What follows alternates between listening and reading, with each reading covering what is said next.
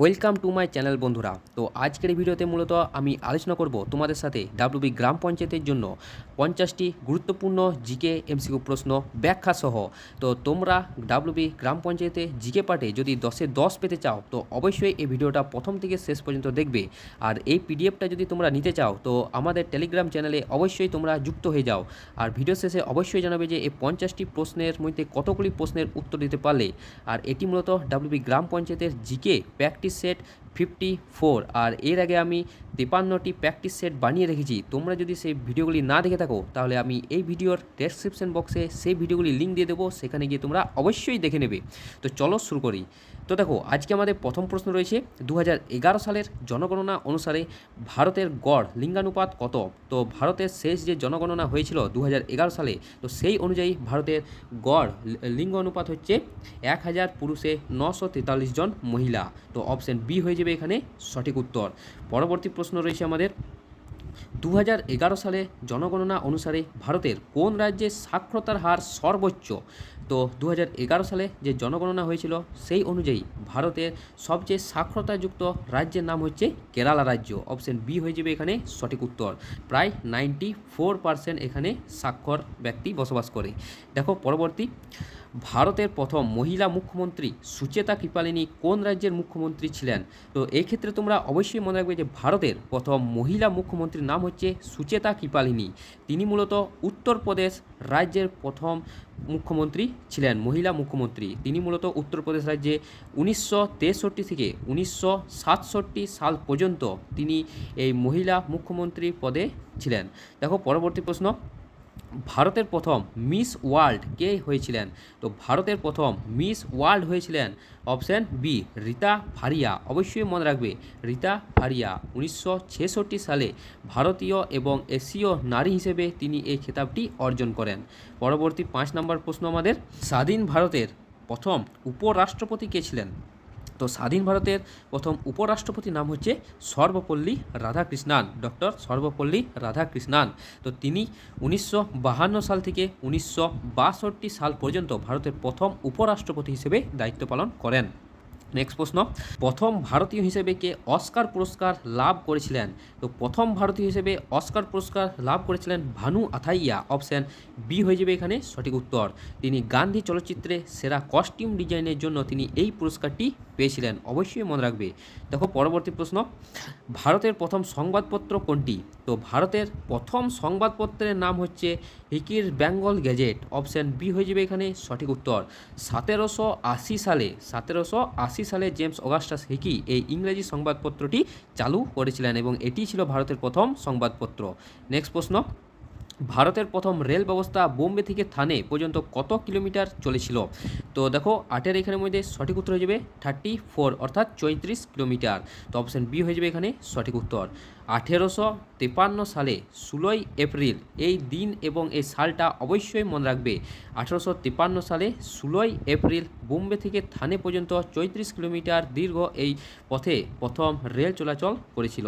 পরবর্তী প্রশ্ন, ভারতের প্রথম বোটানিক্যাল গার্ডেন এর নাম হচ্ছে রয়্যাল বোটানিক্যাল গার্ডেন। এটি মূলত কোথায় অবস্থিত? তো ভারতের যে প্রথম বোটানিক্যাল গার্ডেন যার নাম হচ্ছে রয়্যাল বোটানিক্যাল গার্ডেন, এটি মূলত অবস্থিত কলকাতাতে। অবশ্যই মনে রাখবে কলকাতাতে, আমাদের রাজ্য কলকাতাতে। তো 1787 সালে কলকাতা শিবপুরে, যা বর্তমানে হাওড়াতে অবস্থিত, এটি প্রতিষ্ঠা করা হয়। নেক্সট প্রশ্ন দেখো, ভারতের দীর্ঘতম সেতু ভূপেন হাজারিকার সেতু এটি মূলত কোন রাজ্যে অবস্থিত? তো ভারতের দীর্ঘতম সেতুর নাম হচ্ছে ভূপেন হাজারিকা সেতু। এটি মূলত আসাম রাজ্যে অবস্থিত। অপশান এ হয়ে যাবে এখানে সঠিক উত্তর। তো লোহিত নদীর উপর নির্মিত এই সেতুটি আসাম এবং অরুণাচল প্রদেশকে যুক্ত করেছে এবং এটি হচ্ছে ভারতের সবচেয়ে দীর্ঘতম সেতু। এবং পশ্চিমবঙ্গের সবচেয়ে দীর্ঘতম সেতুর নাম কি তা অবশ্যই তোমরা কমেন্ট বক্সে কমেন্ট করে জানিয়ে দেবে। দেখো পরবর্তী প্রশ্ন রয়েছে আমাদের, ভারতের বৃহত্তম মিষ্টি জলের হ্রদ কোনটি? তো ভারতের বৃহত্তম মিষ্টি জলের হ্রদ হচ্ছে উলার হ্রদ। অবশ্যই মনে রাখবে উলার হ্রদ হচ্ছে ভারতের বৃহত্তম মিষ্টি জলের হ্রদ। তো জম্মু ও কাশ্মীরে অবস্থিত উলার হ্রদ হচ্ছে ভারতের বৃহত্তম স্বাদু বা মিষ্টি জলের হ্রদ। এবং ভারতের বৃহত্তম নোনা জলের হ্রদ হচ্ছে চিল্কা হ্রদ। এবং ভারতের অভ্যন্তরীণ নোনাজলের হ্রদ হচ্ছে বৃহত্তম এই সম্বর হ্রদ এবং উত্তর পূর্ব ভারতে একমাত্র হ্রদ হচ্ছে লোকটাক হ্রদ, যেটি মণিপুর রাজ্যে অবস্থিত এবং এই লোকটাক হ্রদের উপরই অবস্থিত পৃথিবীর ভাসমান জাতীয় উদ্যান কেবুল লামজো ন্যাশনাল পার্ক। অবশ্যই মনে রাখবে। নেক্সট প্রশ্ন রয়েছে, ভারতের উচ্চতম জলপ্রপাতের নাম হচ্ছে কুঞ্চিকল, এটি মূলত কোন রাজ্যে অবস্থিত? তো ভারতের উচ্চতম জলপ্রপাত এই কুঞ্চিকল জলপ্রপাতটি মূলত কর্ণাটক রাজ্যে অবস্থিত। অপশন বি হয়ে যাবে এখানে সঠিক উত্তর। তো এই কুঞ্চিকল জলপ্রপাতটি কর্ণাটক রাজ্যে বরাহি নদীর উপর অবস্থিত। অবশ্যই নদীটার নাম মনে রাখবে। দেখো নেক্সট প্রশ্ন, ন্যারোগেজ লাইনের উচ্চতম রেল স্টেশন ঘুম কোথায় অবস্থিত? তো ন্যারোগেজ লাইনের উচ্চতম রেল স্টেশন ঘুম এটি মূলত আমাদের রাজ্য দার্জিলিং জেলাতে অবস্থিত। অপশন বি হয়ে যাবে এখানে সঠিক উত্তর। তো ঘুম স্টেশনটি দার্জিলিং হিমালয়ান রেলওয়ের অন্তর্গত ভারতের সর্বোচ্চ রেল স্টেশন, যার উচ্চতা প্রায় 2500 মিটারের কাছাকাছি। অবশ্যই মনে রাখবে। দেখো নেক্সট প্রশ্ন রয়েছে, ভারতের শুষ্কতম অঞ্চল কোনটি? তো ভারতের শুষ্কতম অঞ্চলের নাম হচ্ছে জয়সলমীর। অপশন বি হয়ে যাবে এখানে সঠিক উত্তর। থর মরুভূমিতে অবস্থিত এই অঞ্চলটি ভারতের সবচেয়ে কম বৃষ্টিপাত যুক্ত অঞ্চল, ফলে ভারতের সবচেয়ে শুষ্কতম অঞ্চল। দেখো পরবর্তী, কার্পাস তুলা শিল্প ভারতের প্রথম কত সালে গড়ে উঠেছিল? তো কার্পাস শিল্প বা তুলা শিল্প এটি মূলত ভারতে হয়েছিল প্রথম 1818 সালে। অপশান বি হয়ে যাবে এখানে সঠিক উত্তর। তো পশ্চিমবঙ্গের ফোর্ট গ্লস্টারে ভারতের প্রথম সুতা কলটি স্থাপিত হয়েছিল। দেখো 16 নম্বর প্রশ্ন, পশ্চিমবঙ্গের উচ্চতম স্থান সান্দাকফুর উচ্চতা কত? তো পশ্চিমবঙ্গের উচ্চতম স্থানের নাম হচ্ছে সান্দাকফু। তো এর উচ্চতা হচ্ছে 3636 মিটার। অপশান বি হয়ে যাবে এখানে সঠিক উত্তর। তো এই সান্দাকফুটি মূলত সিঙ্গালীলা পর্বতশ্রেণী তথা সমগ্র পশ্চিমবঙ্গের সর্বোচ্চ শৃঙ্গ। দেখো পরবর্তী 17 নম্বর, পশ্চিমবঙ্গের দীর্ঘতম প্ল্যাটফর্ম কোনটি? তো পশ্চিমবঙ্গের সবচেয়ে দীর্ঘতম প্ল্যাটফর্মের নাম হচ্ছে খড়গপুর প্ল্যাটফর্ম। অপশান বি হয়ে যাবে এখানে সঠিক উত্তর। খড়গপুর প্ল্যাটফর্ম হচ্ছে পশ্চিমবঙ্গের দীর্ঘতম প্ল্যাটফর্ম এবং পশ্চিমবঙ্গের বৃহত্তম প্ল্যাটফর্মের নাম হচ্ছে হাওড়া প্ল্যাটফর্ম এবং পশ্চিমবঙ্গের ব্যস্ততম প্ল্যাটফর্মের নাম হচ্ছে শিয়ালদা প্ল্যাটফর্ম। অবশ্যই মনে রাখবে। দেখো পরবর্তী, কলকাতা হাইকোর্ট কত সালে প্রতিষ্ঠিত হয়? তো কলকাতা হাইকোর্ট এটি মূলত প্রতিষ্ঠিত হয় অপশান ডি 1862 সালে। অপশান ডি হয়ে যাবে এখানে সঠিক উত্তর। তো দিনটা অবশ্যই মনে রাখবে, 1 জুলাই। 1 জুলাই এই 1862 সালে ভারতের প্রাচীনতম হাইকোর্ট হিসেবে এটি প্রতিষ্ঠিত হয়। পরবর্তী প্রশ্ন, বিহার রাজ্যের মোট কতগুলি জাতীয় উদ্যান রয়েছে? তো বিহার রাজ্যে মোট জাতীয় উদ্যানের সংখ্যা হচ্ছে মাত্র একটি। অপশান বি হয়ে যাবে এখানে সঠিক উত্তর। তো এই একটি জাতীয় উদ্যানের নাম হচ্ছে বাল্মীকি জাতীয় উদ্যান। অবশ্যই মনে রাখবে, বাল্মীকি জাতীয় উদ্যান হচ্ছে এই বিহারের একমাত্র জাতীয় উদ্যান। দেখো নেক্সট প্রশ্ন রয়েছে, 2024 প্যারিস অলিম্পিকের অফিসিয়াল স্লোগান কী ছিল? তো অফিসিয়াল স্লোগানের নাম হচ্ছে games with open. Option A হয়ে যাবে এখানে সঠিক উত্তর। তো 2024 সালে প্যারিস অলিম্পিকের অফিসিয়াল স্লোগান হচ্ছে এই গেমস উইথ ওপেন। পরবর্তী প্রশ্ন, প্যারিস অলিম্পিক 2024 ভারত সর্বমোট কয়টি পদক জিতেছে? তো ভারত মোট 6টি পদক জিতেছে। অপশান বি হয়ে যাবে এখানে সঠিক উত্তর। তো 2024 সালে প্যারিস অলিম্পিকে ভারত 1টি রূপো বা সিলভার এবং 5টি ব্রোঞ্জ পদক জিতেছে। অবশ্যই মনে রাখবে। নেক্সট প্রশ্ন রয়েছে দেখো, 2024 সালে অলিম্পিকে নীরজ চোপড়া কত মিটার দূরত্বে বল্লম বা জ্যাভলিন ছুঁড়ে রূপো জিতেছেন? তো এখানে সঠিক উত্তর হয়ে যাবে 89.45 মিটার। অপশান বি হয়ে যাবে এখানে সঠিক উত্তর। তো নীরজ চোপড়া এই দূরত্বে জ্যাভলিন ছুঁড়ে প্যারিস অলিম্পিকে রৌপ্য পদক অর্থাৎ দ্বিতীয় স্থান অধিকার করে নিয়েছে। নেক্সট প্রশ্ন রয়েছে, থাইল্যান্ড দেশের প্রধান রাজধানী কি? তো থাইল্যান্ড দেশের প্রধান রাজধানীর নাম হচ্ছে ব্যাংকক। অপশান বি হয়ে যাবে এখানে সঠিক উত্তর। তো ব্যাংকক হলো দক্ষিণ পূর্ব এশিয়ার দেশ থাইল্যান্ড এর রাজধানী এবং প্রধান শহর। নেক্সট প্রশ্ন, ইউরোপ ও আফ্রিকার মধ্যবর্তী প্রণালীটির নাম কি? তো ইউরোপ ও আফ্রিকার যে মধ্যবর্তী প্রণালীটি রয়েছে সেটি মূলত অবস্থিত জিব্রাল্টার প্রণালী। অপশান বি হয়ে যাবে এখানে সঠিক উত্তর। এছাড়াও এই জিব্রাল্টার প্রণালী পূর্বে ভূমধ্যসাগর এবং পশ্চিমে যে আটলান্টিক মহাসাগর রয়েছে সেই দুটি মহাসাগরকেও যুক্ত করেছে এই জিব্রাল্টার প্রণালী। পরবর্তী প্রশ্ন, বিশ্ব বাণিজ্যিক সংস্থা WTO বা ওয়ার্ল্ড ট্রেড অর্গানাইজেশন এর পুরো নাম হচ্ছে, তো এটি কত সালে প্রতিষ্ঠিত হয়? তো বিশ্ব বাণিজ্য সংস্থা বা ওয়ার্ল্ড ট্রেড অর্গানাইজেশন এটি মূলত প্রতিষ্ঠিত হয় দেখো জানুয়ারি 1995 সালে। অপশান ডি হয়ে যাবে এখানে সঠিক উত্তর, জানুয়ারি 1995 সালে। পরবর্তী প্রশ্ন, আন্তর্জাতিক সংস্থা ওপেক এর সদস্য দেশের সংখ্যা কটি? তো বর্তমানে এই ওপেকের সদস্য সংখ্যা হচ্ছে 12টি। অপশান সি হয়ে যাবে এখানে সঠিক উত্তর। তো 2024 সালে অ্যাঙ্গলো সদস্যপদ ত্যাগ করার পর বর্তমানে মোট সদস্য সংখ্যা হচ্ছে 12টি। দেখো পরবর্তী, আগ্রা ফোর্ট এবং অজন্তা গুহা কত সালে ইউনেস্কো ওয়ার্ল্ড হেরিটেজ তালিকায় অন্তর্ভুক্ত হয়? তো আগ্রা ফোর্ট ও অজন্তা গুহা এই দুটি মূলত 1983 সালে ইউনেস্কো ওয়ার্ল্ড হেরিটেজ সাইটের তকমা পায়, অবশ্যই মনে রাখবে। আর এগুলি হচ্ছে ভারতের প্রথম এই ইউনেস্কো ওয়ার্ল্ড হেরিটেজ তালিকায় অন্তর্ভুক্তযুক্ত স্থান। 1883 সালেই প্রথম দেওয়া শুরু হয়। পরবর্তী প্রশ্ন, হাইড্রোজেন বোমার আবিষ্কারক কে ছিলেন? তো হাইড্রোজেন বোমা এটি মূলত আবিষ্কার করেছিলেন এডওয়ার্ড টেলর। অপশান এ হয়ে যাবে এখানে সঠিক উত্তর। তো হাঙ্গেরীয় আমেরিকান তাত্ত্বিক পদার্থবিজ্ঞানী এডওয়ার্ড টেলরকে হাইড্রোজেন বোমার জনকও বলা হয়ে থাকে। পরবর্তী প্রশ্ন, চিত্তরঞ্জন দাসের বিখ্যাত উপনাম বা উপাধি কী ছিল? তো চিত্তরঞ্জন দাস আমরা মূলত তাকে বলে থাকি দেশবন্ধু, অর্থাৎ দেশবন্ধু চিত্তরঞ্জন দাস আমরা সকলেই চিনি। দেখো পরবর্তী প্রশ্ন, আগুন থেকে ভীতি বা আগুন ভীতি মূলত একে চিকিৎসা বিজ্ঞানের ভাষায় কি বলা হয়ে থাকে? তো আগুন থেকে ভীতি একে মূলত বলা হয় পাইরোফোবিয়া। অপশন বি হয়ে যাবে এখানে সঠিক উত্তর।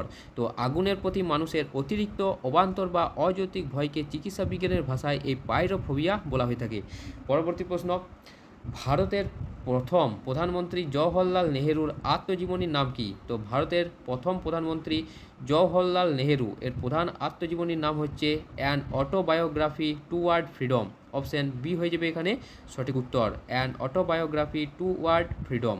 পরবর্তী প্রশ্ন, প্রতি বছর কোন তারিখে বিশ্ব জল দিবস পালিত হয়? তো প্রতি বছর মূলত এই 22শে মার্চ এই দিনে মূলত বিশ্ব জল দিবস পালিত হয়ে থাকে। দেখো পরবর্তী প্রশ্ন, উন্নত ও আধুনিক উপায়ে ফল ফুল ও সবজির চাষকে কী বলা হয়ে থাকে? তো উন্নত আধুনিক উপায়ে ফল ফুল ও সবজির চাষকে মূলত বলা হয় হর্টিকালচার। অপশান বি হয়ে যাবে এখানে সঠিক উত্তর। তো আধুনিক পদ্ধতিতে ফুল ফল ও সবজির চাষকে সামগ্রিক বিজ্ঞানে হর্টিকালচার বা উদ্যান পালনও বলা হয়ে থাকে। পরবর্তী প্রশ্ন, সাহিত্য ও সাংবাদিকতার ক্ষেত্রে কোন পুরস্কার দেওয়া হয়? তো সাহিত্য এবং সাংবাদিকতার ক্ষেত্রে মূলত দেওয়া হয় পুলিৎজার পুরস্কার। অপশন বি হয়ে যাবে এখানে সঠিক উত্তর। তো পুলিৎজার পুরস্কার বিশ্ব জুড়ে সাহিত্য, সাংবাদিকতা এবং সঙ্গীত রচনার ক্ষেত্রে অনন্য অবদানের জন্য দেওয়া হয়ে থাকে। দেখো পরবর্তী প্রশ্ন, বিহু উৎসব ভারতের কোন রাজ্যে পালিত হয়? বিহু উৎসব খুবই গুরুত্বপূর্ণ প্রশ্ন। এই বিহু উৎসবটি মূলত ভারতের অসম রাজ্যে পালিত হয়, অবশ্যই এই প্রশ্নটা তোমরা করে রাখবে। পরবর্তী প্রশ্ন, কবি কাজী নজরুল ইসলামের একটি বিখ্যাত ছদ্মনাম কী ছিল? তো কবি কাজী নজরুল ইসলামের বিখ্যাত ছদ্মনাম হচ্ছে ধূমকেতু। অপশান বি হয়ে যাবে এখানে সঠিক উত্তর। তো ধূমকেতু, কবি কাজী নজরুল ইসলাম তার কিছু বিপ্লবী লেখা ও পত্রিকার জন্য এই ধূমকেতুর ছদ্মনাম ব্যবহার করতেন। দেখো 37 নম্বর আমাদের প্রশ্ন, বিবিধার্থ সংগ্রহ কে প্রকাশ করেন? তো বিবিধার্থ সংগ্রহ এটি মূলত ভারতের রঙিন ছবিযুক্ত প্রথম পত্রিকা, অবশ্যই মনে রাখবে বিবিধার্থ সংগ্রহ হচ্ছে রঙিন ছবিযুক্ত প্রথম পত্রিকা। আর এটি মূলত প্রতিষ্ঠা করে রাজেন্দ্রলাল মিত্র। অপশান এ হয়ে যাবে এখানে সঠিক উত্তর। তো 1851 সালে রাজেন্দ্রলাল মিত্রের সম্পাদনায় প্রথম রঙিন ছবিযুক্ত বাংলা মাসিক পত্রিকা বিবিধার্থ সংগ্রহ প্রকাশিত হয়। পরবর্তী প্রশ্ন, তামাশা ও লাবণী কোন রাজ্যের বিখ্যাত লোকনৃত্য? অবশ্যই মনে রাখবে এই দুটো লোকনৃত্যের নাম তামাশা ও লাবণী। এই দুটি লোকনৃত্য মূলত এই মহারাষ্ট্র রাজ্যের বিখ্যাত লোকনৃত্য হচ্ছে এই তামাশা এবং লাবণী। পরবর্তী প্রশ্ন, ওস্তাদ আল্লাহ রাখা ও জাকির হোসেন কোন বাদ্যযন্ত্রের সাথে যুক্ত? তো ওস্তাদ আল্লাহ রাখা খাঁ এবং জাকির হোসেন এরা দুজন মূলত তবলা বাদকের সঙ্গে যুক্ত। অপশান বি হয়ে যাবে এখানে সঠিক উত্তর। তো ওস্তাদ আল্লাহ রাখা খাঁ এবং তারই পুত্র হলেন ওস্তাদ জাকির হোসেন, ভারতের সর্বকালের অন্যতম সেরা তবলাবাদক। দেখো পরবর্তী প্রশ্ন, বুলি এবং পেনাল্টি কর্নার শব্দ দুটি কোন খেলার সাথে যুক্ত? তো বুলি এবং পেনাল্টি কর্নার এই দুটি শব্দ মূলত হকি খেলার সাথে যুক্ত। অপশান বি হয়ে যাবে এখানে সঠিক উত্তর। তো বুলি হচ্ছে খেলা শুরু করার নিয়ম এবং পেনাল্টি কর্নার শব্দ দুটি ফিল্ড হকি খেলার গুরুত্বপূর্ণ নিয়ম ও পরিভাষা। দেখো পরবর্তী, 2030 সালে এশিয়ান গেমস কোথায় অনুষ্ঠিত হবে? তো 2030 সালে এশিয়ান গেমস এটি মূলত অনুষ্ঠিত হবে কাতার দোহাতে। অপশান বি হয়ে যাবে এখানে সঠিক উত্তর। তো 2026 সালে এই এশিয়ান গেমস অনুষ্ঠিত হবে আইচি নাগোয়া জাপানে, এবং 2030 সালে এই এশিয়ান গেমসটি অনুষ্ঠিত হবে দোহা কাতারে, এবং 2034 সালে এই এশিয়ান গেমসটি অনুষ্ঠিত হবে রিয়াদ, যেটি সৌদি আরবে অবস্থিত। দেখো পরবর্তী প্রশ্ন, 2025 সালে শান্তিতে নোবেল পুরস্কার বিজয়ী মারিয়া করিনা মাচাডো কোন দেশের বাসিন্দা? তো 2025 সালে শান্তিতে নোবেল পুরস্কার বিজয়ী মারিয়া করিনা মাচাডো তিনি মূলত ভেনিজুয়েলা দেশের বাসিন্দা। অপশান এ হয়ে যাবে এখানে সঠিক উত্তর। দেখো পরবর্তী প্রশ্ন, চান্দেল রাজাদের নির্মিত বিখ্যাত খাজুরাহ মন্দির কোন রাজ্যে অবস্থিত? তো দেখো এখানে সঠিক উত্তর হয়ে যাবে অপশান বি, মধ্যপ্রদেশ রাজ্যে। অপশান বি হয়ে যাবে এখানে সঠিক উত্তর। তো চান্দেল রাজবংশের তৈরি এই বিখ্যাত মন্দিরগুলো ভারতের মধ্যপ্রদেশ রাজ্যের ছতরপুর জেলায় অবস্থিত। পরবর্তী প্রশ্ন, লর্ড ক্লাইভ কত সালে বাংলায় দ্বৈত শাসন ব্যবস্থার প্রবর্তন করেন? তো লর্ড ক্লাইভ তিনি মূলত 1765 সালে তিনি এই বাংলায় দ্বৈত শাসন ব্যবস্থার প্রবর্তন করেছিলেন। তো বক্সার যুদ্ধের পর 1765 সালে লর্ড ক্লাইভ বাংলার রাজনৈতিক ও অর্থনৈতিক ক্ষমতার পৃথকীকরণের জন্য এই দ্বৈত শাসন ব্যবস্থা প্রবর্তন করেন। নেক্সট প্রশ্ন রয়েছে, পরাধীন ভারতের সুপ্রিম কোর্টের প্রথম প্রধান বিচারপতি কে ছিলেন? তো ভারতের সুপ্রিম কোর্টের প্রথম প্রধান বিচারপতি হলেন এলিজা ইম্পে। অপশান এ হয়ে যাবে তখন সঠিক উত্তর। তো 1774 সালে রেগুলেটিং অ্যাক্টের অধীনে কলকাতায় প্রতিষ্ঠিত সুপ্রিম কোর্টের প্রথম প্রধান বিচারপতি ছিলেন স্যার এলিজা ইম্পে। এবং স্বাধীন ভারতের সুপ্রিম কোর্টের প্রথম বিচারপতিকে তা অবশ্যই তোমরা কমেন্ট বক্সে কমেন্ট করে জানিয়ে দেবে। পরবর্তী প্রশ্ন, লর্ড ডালহৌসি কত সালে সত্যবিলোপ নীতি প্রবর্তন করেন?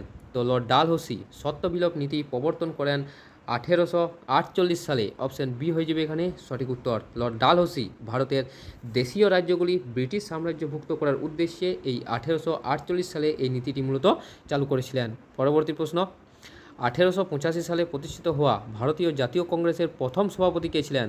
তো 1885 সালে জাতীয় কংগ্রেসের প্রথম অধিবেশন ঘটে বোম্বেতে গোকুলদাস তেজপাল সংস্কৃত কলেজে, এবং তখন প্রথম সভাপতি ছিলেন উমেশচন্দ্র বন্দ্যোপাধ্যায়। অপশান বি হয়ে যাবে এখানে সঠিক উত্তর। পরবর্তী প্রশ্ন, 1905 সালে কত তারিখে বঙ্গভঙ্গ প্রস্তাব কার্যকর বা বলবৎ করা হয়েছিল? তো 1905 সালে মূলত 16ই অক্টোবর। অপশান বি হয়ে যাবে এখানে সঠিক উত্তর। তো লর্ড কার্জনের সিদ্ধান্ত অনুযায়ী এই 1905 সালে 16ই অক্টোবর থেকে আনুষ্ঠানিকভাবে অবিভক্ত বাংলা ভাগ করা কার্যকর হয়। পরবর্তী প্রশ্ন, মুঘল সাম্রাজ্যের প্রথম শাসক বা বাবর কত সালে পানিপথের প্রথম যুদ্ধে ইব্রাহিম লোদিকে পরাজিত করে? তো তোমরা সকলে জানো পানিপথের প্রথম যুদ্ধ হয়েছিল মূলত 1526 সালে, আর এই যুদ্ধেই প্রথম গোলা বারুদের ব্যবহার করা হয়। পরবর্তী প্রশ্ন, দাস বংশের প্রতিষ্ঠাতা কুতুবউদ্দিন আইবক কত সালে পোলো খেলতে গিয়ে মারা যান? তো দেখো এখানে সঠিক উত্তর হয়ে যাবে 1210 সালে। অপশান এ হয়ে যাবে এখানে সঠিক উত্তর। তো 1210 সালে লাহোরে পোলো খেলার সময় ঘোড়ার পিঠ থেকে পড়ে গিয়ে এই কুতুবউদ্দিন আইবক মারাত্মকভাবে আঘাত পেয়ে মারা যান। তো বন্ধুরা, এই ছিল আমাদের জিকে প্রশ্ন থেকে 50টি গুরুত্বপূর্ণ এমসিকিউ প্রশ্ন। আশা করি তোমরা 50টি প্রশ্নের মধ্যে 40টির বেশি উত্তর দিতে পেরেছো। আর এই পিডিএফটা যদি ডাউনলোড করতে চাও অবশ্যই আমাদের টেলিগ্রাম চ্যানেলে যুক্ত হয়ে যাও। ভিডিওটা ভালো লেগে থাকলে অবশ্যই লাইক করবে, চ্যানেলে প্রথম হয়ে থাকলে অবশ্যই সাবস্ক্রাইব করবে। তো দেখা হচ্ছে পরের একটা নতুন ভিডিওতে। ধন্যবাদ।